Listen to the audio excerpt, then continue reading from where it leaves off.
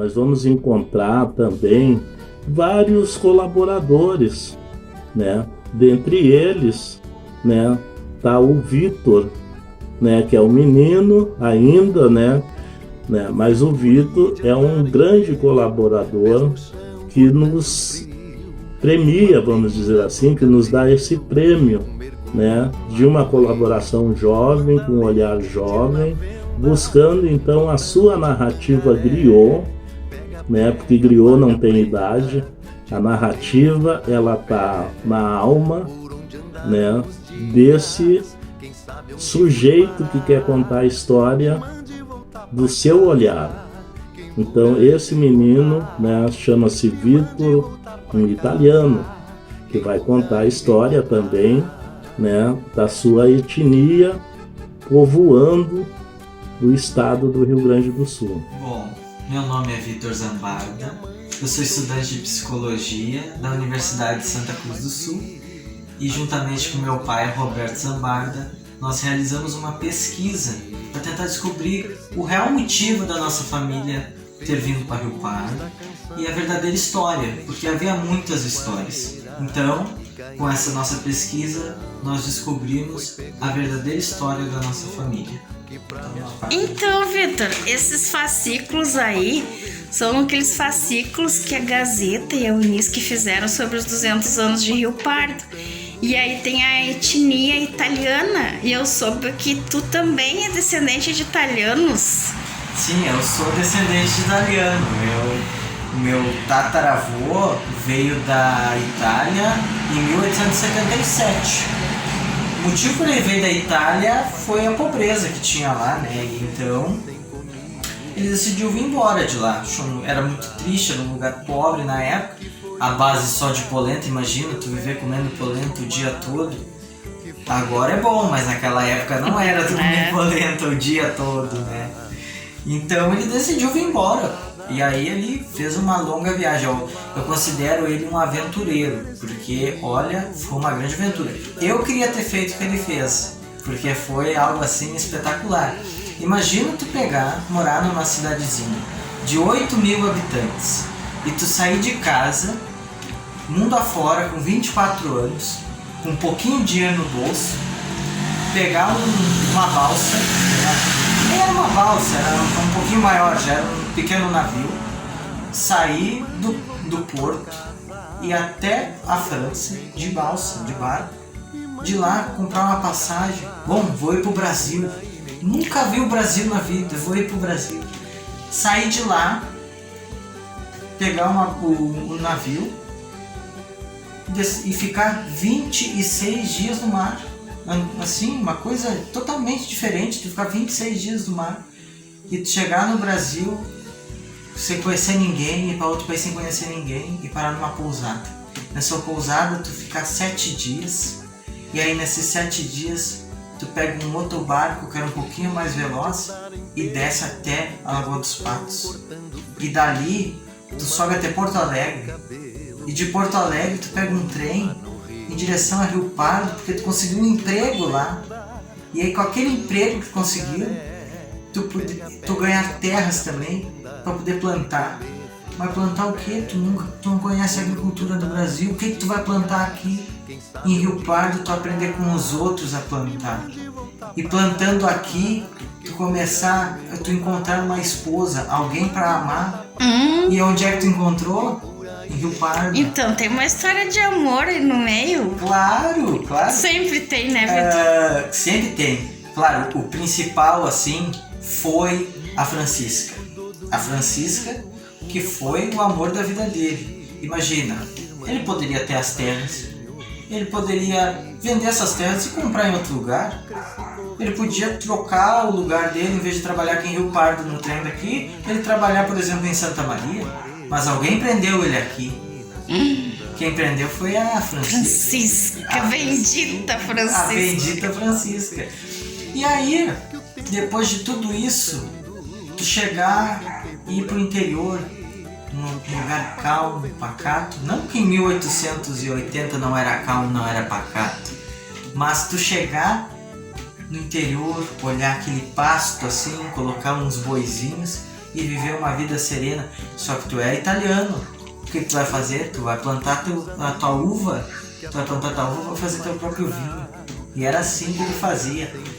E lá no interior de Pederneiras, ele construiu a vida dele e é ali que ele criou os filhos dele. E esse não é um exemplo muito distante, não. A base das famílias italianas no Rio Grande do Sul é assim. Tu encontrar uma esposa e desse amor surgir 10 filhos.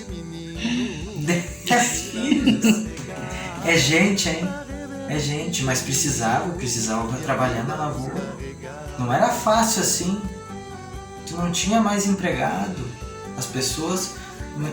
Era caro tu ter. Então tu fazia, tu tinha filho. E o que o João fez? Que no início era Giovanni, mas ele até trocou de nome quando veio pra cá, virou João, cara esperto, né? Ele fez. E aí, nesse meio tempo, para ganhar um dinheiro a mais, o Giovanni ou João, o que ele fez? Ele trabalhou na linha férrea. E ele virou chefe de estação da onde? De Pederneiras, no interior de Rio Pardo. Então ele tinha a terra perto dele, a esposa perto dele, a Francisca, que era uma riopardense, era daqui.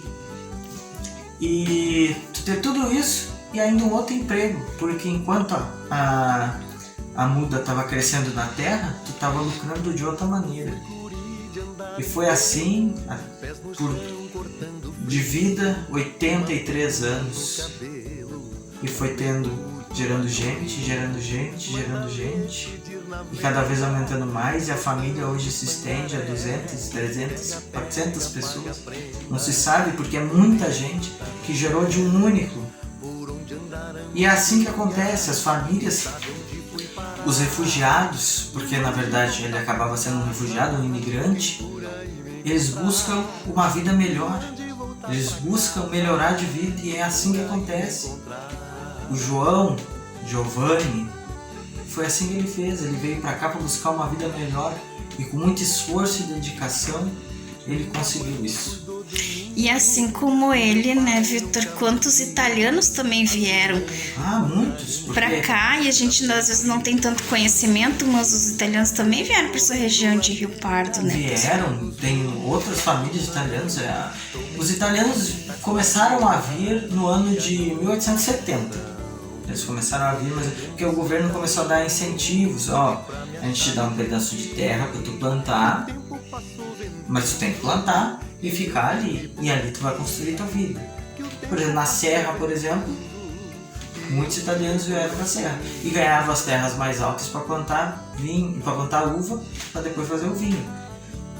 Porque a Itália é uma região mais alta. O Giovanni, assim como outros que vieram para Rio Pardo, plantavam arroz. E ele aprendeu a plantar arroz aqui, porque ele não plantava arroz lá. Ele aprendeu a plantar aqui. O que ele plantava lá era milho, porque era o que eles comiam. Porque era uma região muito pobre, não tinha dinheiro para nada. E o que acontecia com eles? Eles perdiam o vínculo total. Nem existia telefone naquela época, imagina. Tu deixava tua mãe, vinha pra lá e depois tu nunca mais via ela. É quase a gente nem imagina como pode hoje acontecer isso, mas na aconteceu. Época, assim, nem sabia quando a mãe tinha morrido. O exemplo do Giovanni é o seguinte: a mãe dele morreu em 1881. Em 1881 ele já estava em Rio Pardo há pelo menos 5 anos. E ele não viu a mãe dele morrer, ele não se despediu da mãe dele. E eu acho que isso é uma dor que muitos carregavam na época. Porque tu não via mais tua mãe. Muitos traziam a família, traziam uma esposa e os filhos. Mas a maioria vinha sozinho. E essas etnias mesmo assim, tanto a portuguesa, a italiana, a alemã, a base é a família. É a família. Imagina tudo assim que vieram, passaram por tudo isso e ainda não consegui voltar para o lugar mais, ou né? E a base do mundo é a família, que a gente analisar. todo mundo precisa ter família, todo mundo quer ter família. E tu perder a tua família porque tu precisa melhorar de vida é uma escolha muito difícil. E eu acho que todos, alemães, italianos, portugueses, todos que vieram para cá, os africanos, todos que vieram para cá, tiveram que deixar uma parte sua lá, sabendo que talvez nunca mais visse aquela parte. E os mais antigos, que vieram antes, em 1800 e pouco, não iriam ter mais contato. Uma carta era muito caro para se enviar. Demorava meses. O telefone não existia, hoje a gente tem a tecnologia para nos auxiliar, mas naquela época não tinha nada disso. Era completamente diferente. Era um tempo assim, difícil. Se a gente puder definir a situação que os italianos, quando vieram para cá, a gente pode definir ela com uma palavra, que é difícil. Tem a esperança, tem, que vai melhorar de vida, mas é muito difícil mudar. E para eles também.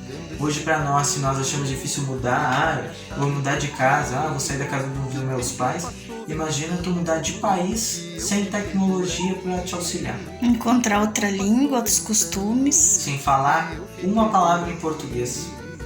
Mas a Francisca entendeu ele. A Francisca entendeu. E a linguagem do amor. A linguagem do amor, eu acho que é uma das únicas que tu pode estar em qualquer lugar do mundo, e se tu olhar para alguém e a pessoa te olhar, a linguagem vai mostrar. Vai se entender. E eu acho que isso aconteceu, porque o Giovanni, que depois no Brasil começou a chamar João, ele se apaixonou pela Francisca, e logo que ele chegou aqui, que ele conheceu a Francisca, eles casaram na igreja matriz de Rio Pardo. Nossa. Tem os documentos, tem o ano que eles casaram, tudo direitinho, e tiveram vários filhos, 10 filhos, que foi se ramificando, que outros tiveram mais 10, que 8, 7, e foi. Fui guri de andar em pelo, pés no chão cortando frio, uma pena no cabelo, um mergulho lá no rio. Mandalete de ir na venda, um trotão de pangaré, pega, pega, paga prenda, de comer fruta no pé. Por onde andaram os dias, quem sabe onde fui parar. Me mande voltar pra casa, quem por aí me encontrar. Me mande voltar pra casa, quem por aí me encontrar.